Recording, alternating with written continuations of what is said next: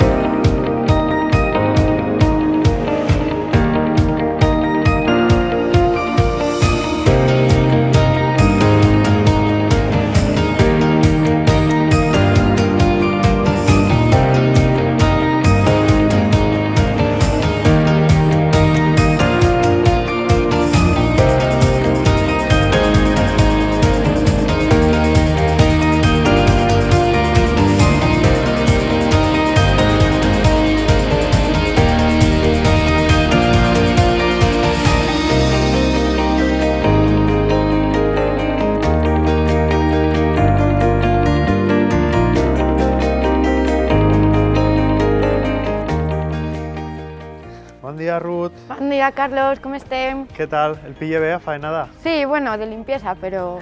Pareix que se n'anem i mos expliques Claro que com sí. és això de fer pa. Clar, agarra les coses i anem.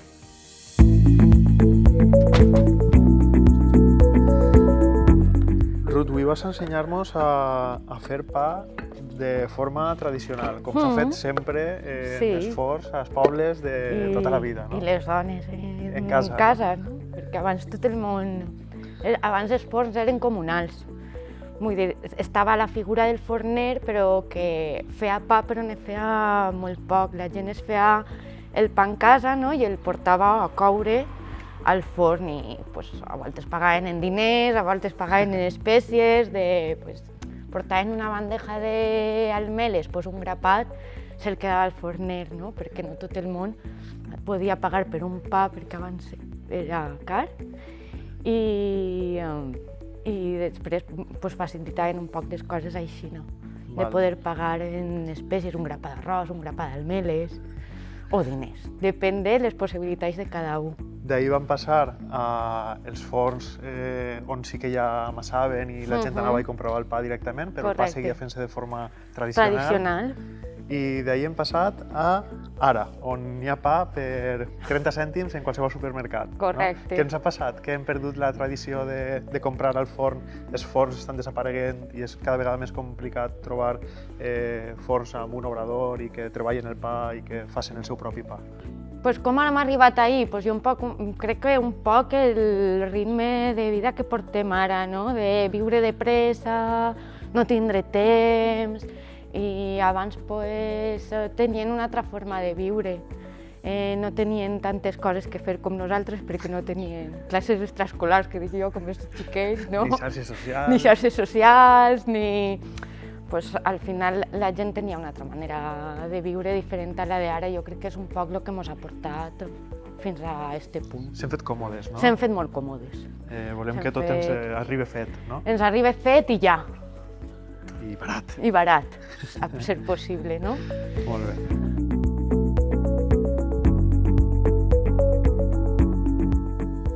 A més, avui, Ruth, anem a fer pa, o vas ensenyar-nos com és aquest procés de fer pa, en un forn supertradicional, no?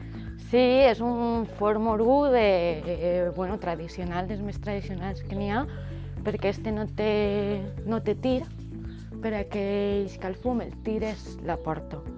I a més, este forn és molt especial perquè està fet en fang i palla, que és com eren els forns al principi, no? Anem a encendre el foc, però de forma simbòlica, no? Perquè ens acompanyarà mentre parlem, perquè en realitat si volem ara fer pa en este forn, hauríem d'haver començat un poc abans a fer foc, no? Sí, els forns de morunos treballen en calor refractari. I quan tu vens en este, que és menú, per a poder coure no té que haver foc, perquè si no se mos cremaria tot. Quan era un forn gran, sí que s'apartava el foc a una banda i en l'altra banda coies, però este, com és menú, l'haurem tingut que encendre el dia d'antes, perquè com treballa en calor refractari, quan tu més hores de foc li dones al forn, més hores el dona a ell per a poder coure. El sistema, no? La cúpula absorbeix el calor i després va soltant-lo poquet a poquet. A més, al ser un forn tots els forns s'han de tractar amb carinyo, no? Sobretot que és de fang i palla, com vos he contat, n'hi ha que tractar-lo un poc més de mimo. No podem arribar i pegar-li foc fort perquè segurament es badaria per algun costat i li faríem mal. Anar donant-li calor poquet a poquet. N'hi ha que anar donant-li calor poquet a poquet.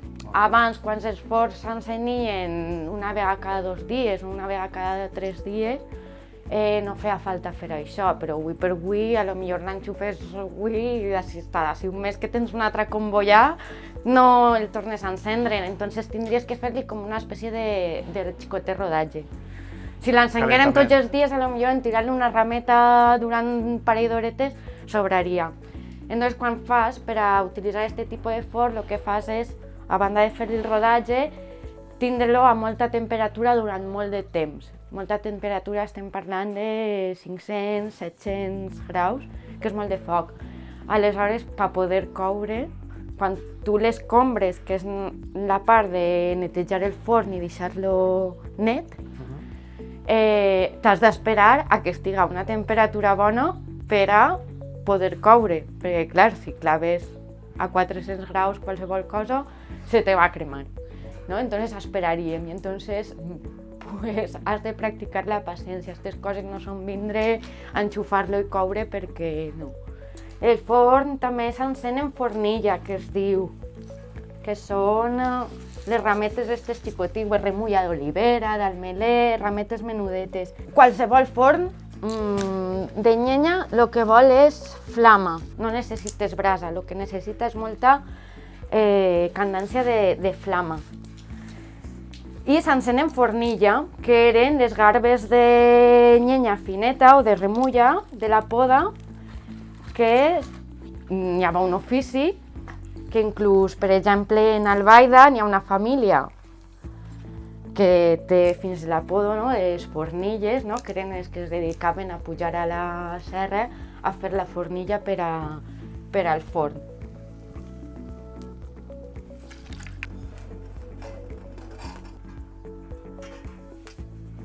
Bueno, Ruth, anem al lío. Anem al lío. A veure, anem a fer pa. Quines coses necessitem per a fer pa de forma com s'ha fet sempre? Farina, vale. Aigua i oli i sal, que també és opcional. Es pot fer sense, però... A més, en lo poc que jo sé, la farina, l'aigua, l'oli necessiten algo que faça que creixca, no? Que generalment es gasta el rent, no? El rent, que coneguem que compra tot el món en pastilla o en pots, o la massa mare, que al final és un tros de massa que l'has deixat un temps ahí a fermentar sota una sèrie de llevaures i bactèries que el que fan és la funció del rent que coneguem ara. És a dir, eixa massa mare és farina d'una altra massa que ha agafat vida, no? Sí. I és el que ajuda, diguem, a la massa que anem a fer nova a que leve, sí. Molt bé. Com es cuida la massa mare? Que és com una espècie de subcultura, no? Dins de lo que és... Bueno, así cada maestrillo tiene su librillo, que diuen, no? I n'hi ha 1000 maneres de mantenir viva la teua massa mare i 1000 maneres Jo conec gent de fer-la. Que no se'n va de casa molts dies perquè és com si tinguera una mascota. És a dir, té que tornar a casa perquè té que donar-li de menjar a la massa mare. Farina i aigua i... Com funciona això? Però això, cada un hi ha maneres i maneres de fer-ho i cada un té que buscar la seva. Totes són vàlides. Perfecte. Això és com tot, no? Igual que el fer pa, cada un té la seva fórmula i té la seva manera d'elaborar-lo i totes són vàlides. Pues només mos faria falta un pessiguet de massa mare. Hi ha que activar-la. Hi ha que activar-la, ¿vale? Entonces li tiraríem... Esta és la meva fórmula, La mateixa quantitat d'aigua. La desfaríem un poquet. Important que estigui a temperatura ambient i que l'aigua no tinga cloro. I n'hi ha que pensar que la massa mare, igual que tot, no deixa de ser un fermentat i té llevadures i bactèries, i si gastem una aigua amb cloro, la mataria. Ficaríem la mateixa quantitat de farina i una vegada tinguem la mescleta feta, li tiraríem un poquet de farina per damunt, ho taparíem i ho deixaríem fermentar, depèn de la temperatura i el moment de l'any en el que estiguem, no? Però entre 5 i 12 hores.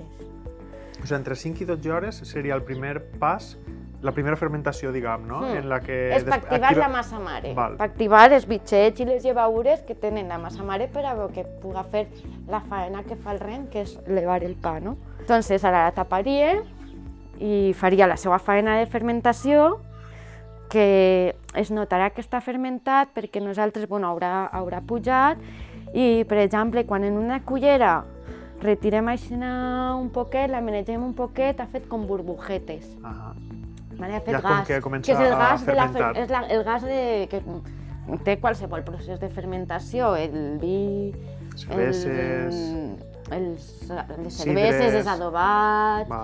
Val? Entonces, bueno, això ho taparíem i ho ho deixaríem entre 5 i 12 hores, sí, en funció de les condicions. Claro. La manera fàcil de fer-ho, fer-ho abans de dormir. Perfecte. I pel matí, quan t'alces, ja posar-te a fer el pa. Genial. Molt bé. S'hem despertat i han passat 8 hores. 8 hores. Anem a fer pa. Anem a fer pa. Tirarem aigua. I farina. El tema de les quantitats, com funciona, Ruth? Perquè jo sempre he escoltat a ma abuela quan li dius quina quantitat? I ella sempre contestava, la que tu veges, la mescla agarre, no? Claro, jo convidé a la gent a experimentar. Fórmules, pues, com la massa mare, n'hi ha 1000. També depèn de les farines.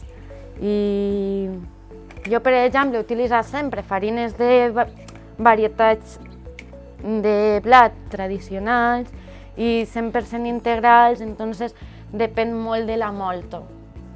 I com he dit abans, de la humitat que n'hi ha en aquest moment, n'hi ha vegades que ho tens medit i en la mateixa quantitat resulta que transmeteix més farina o menys farina, o perquè n'hi ha molta humitat en l'ambient, o en el moment de la molto la farina tenia molta humitat i s'ha quedat.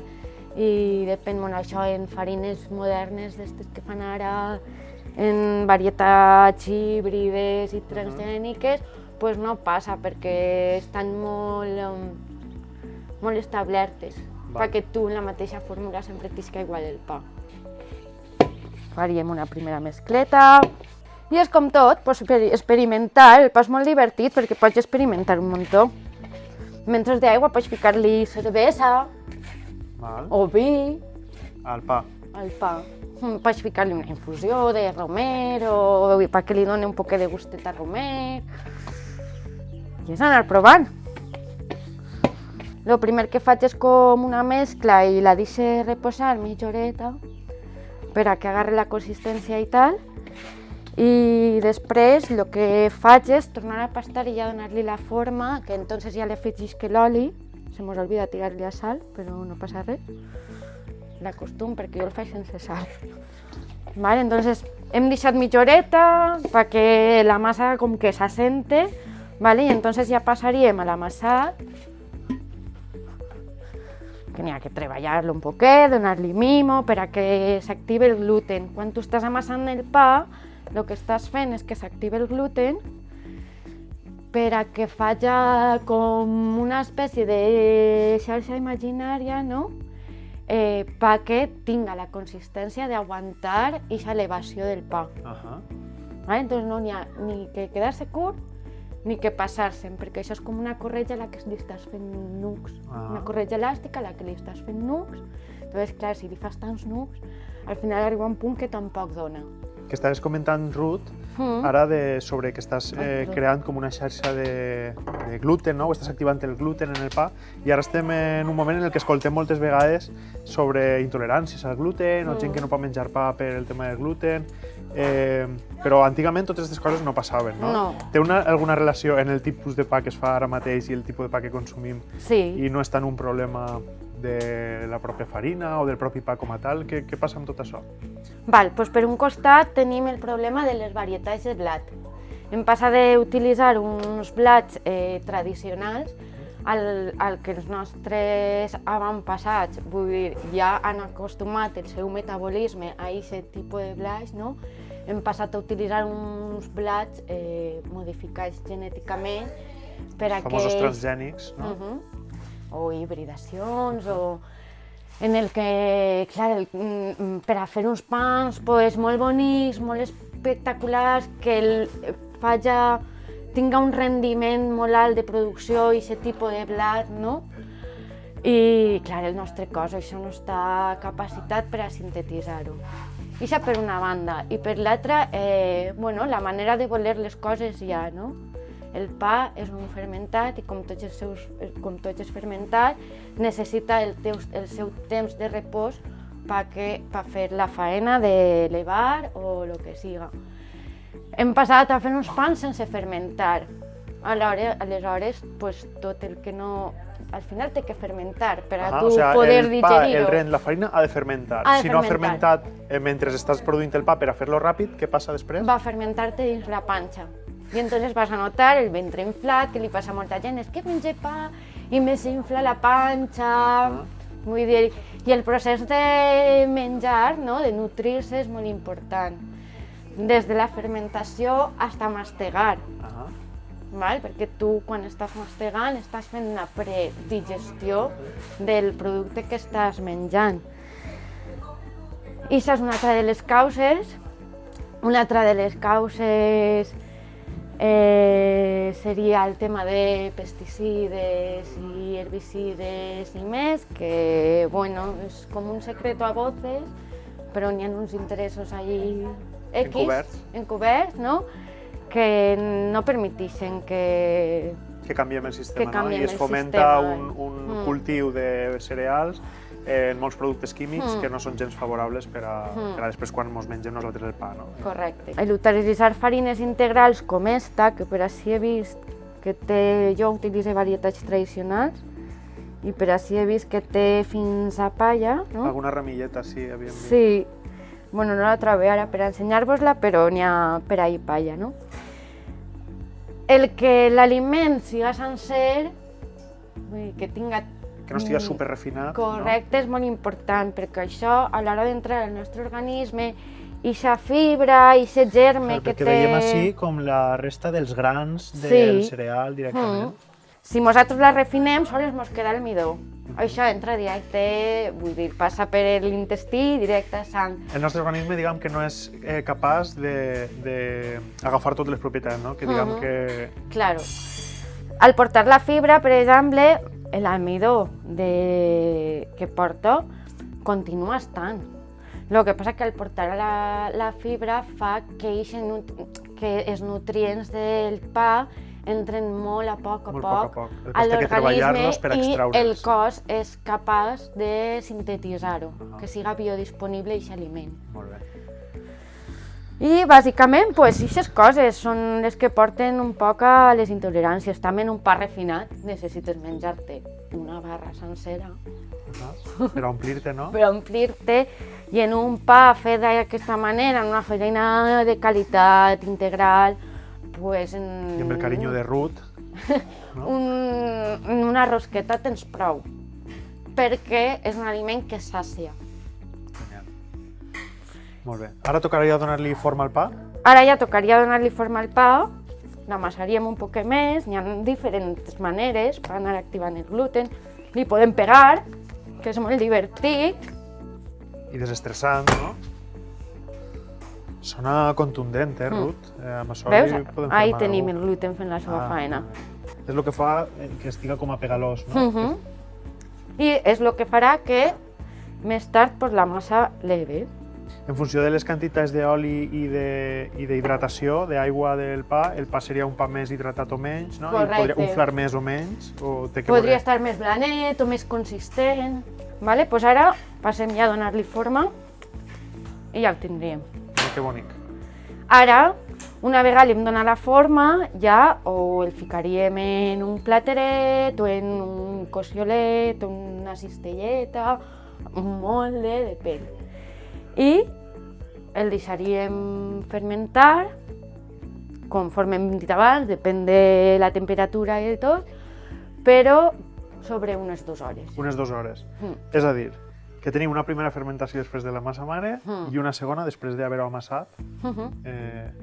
Ara n'hi ha 1000 fórmules, n'hi ha qui ho deixa 24 hores, però tens que tindre la temperatura controlada.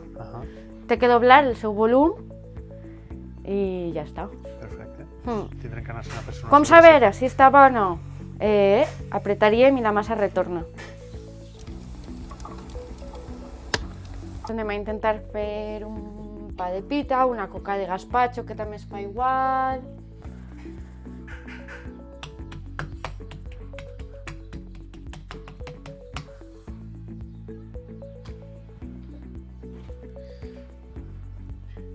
La farina la fique per a que no s'apegui la massa a la pala.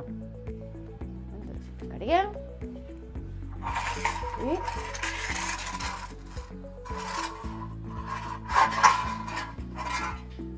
la deixaríem així. Si el forn estiguera suficientment calent, en un minut és la coca feta. Ara estàs clavant la mà per a veure si n'hi ha temperatura. Realment, si estiguera calent, no no podries clavar la mà, mà, no? El cremaries. Sí, en cremaria. Sí, perquè les pizzas, igual que el pa de pita, es fan a molta temperatura, sobre uns 400-500 graus. I estan en el forn res 2-3 minuts. 2-3 minuts i van fora. Bueno, Ruth, mentre es fa o no es fa este pseudopà de pita que hem fet... Que tampoc sabem si es farà, perquè ja dic no hi ha temperatura. Conta'ns un poc de resum el tema de les temperatures del forn i si la gent l'ha de fer en casa o en una panaderia, com seria això, no? Si este forn l'haurem encès bé i l'haurem encès ahir i haurem respectat els seus temps i tot, podríem estar recoguent 3 dies, 4, sense problema, pa no. Però, per exemple, mentre fas el foc i tal, que està sobre uns 400 graus, podries fer pizzas, podries fer pa de pita mentre el foc està ahí a tope, no? Una vegada fem això, podríem, i ja estiguera el suficient temps calent, perquè ja hem dit abans que li tenim que donar temperatura durant molt de temps per a que després ens en torni ell en temps proporcional. El que faríem és, este que és menut, retiraríem tota la cendra i tot, inclús el llevaríem, el podríem llevar en un motxo en aigua per a deixar el que és la base neta i no menjar tanta cendra, que no roïm perquè m'ens és llenya bo, no? Però, bueno, tampoc, jo què sé, és agradable menjar cendra. I el que faríem és que ja s'adaptaríem a la temperatura. Podríem coure primer el pa sobre uns 250 graus aproximadament. Després podríem fer els arrossos, podríem coure carabasses, no? Que és una cosa que també s'ha perdut, el tema de l'arròs i de les carabasses, no? El famós arròs passejat, no? Que les dones portaven l'arròs al forn, de casa el portaven al forn i el coïen, és una cosa que ja pràcticament no es veu. I després, adaptant-se als seus temps, podrien coure coques dolces sobre uns 180 graus. Al dia següent, sobre 100 graus, podríem fer galletes, podríem torrar almeles. I una vegada està quasi gelat, sobre 50 graus aproximadament, com això manté la temperatura, per temperatura, però molt a poc, podríem fer inclús hasta iogurt sobre uns 50 graus. Entonces es lo que diuen ara el ¿Eficiencia energética o...? Eficiencia energética y después un batch cooking d'estos que... Sí, durant molts dies preparar per a molts dies. Claro, una vegada aprofites la faena d'encendre-lo perquè és un faenón, no? L'anar, fer la llenya, encendre-lo, esperar a que estiga calent, netejar-lo, pues, aprofitar tota aquesta feina que has fet per optimitzar cada grau de calor que ens dona el forn. Correcte. Molt bé. Bueno, Ruth, pues jo crec que anem a deixar per així, a falta de veure com ens queda el pa. Si el pareix, jo crec que ha estat molt didàctic tot el que ens has contat. Si algú està interessat en aprendre una miqueta més de la teua mà, pues crec que poden ficar-se en contacte amb tu i vindre a organitzar algun taller d'elaboració de pa, no? Claro, claro que sí. Jo encantadíssima de poder explicar el procés de pa i poder divulgar totes aquestes coses, no, que s'han perdut. Van quedant-se en l'oblit. I que es mantinga d'alguna manera viva, no, l'ofici tradicional de forner, fornera, de panader, panadera, i encantadíssima. Molt bé, doncs moltes gràcies. I al voltant del foc sempre fem fa vida, com boi, no? Fem vida, molt bé. Doncs moltes gràcies, Ruth. Ens veiem A pronte. vosaltres.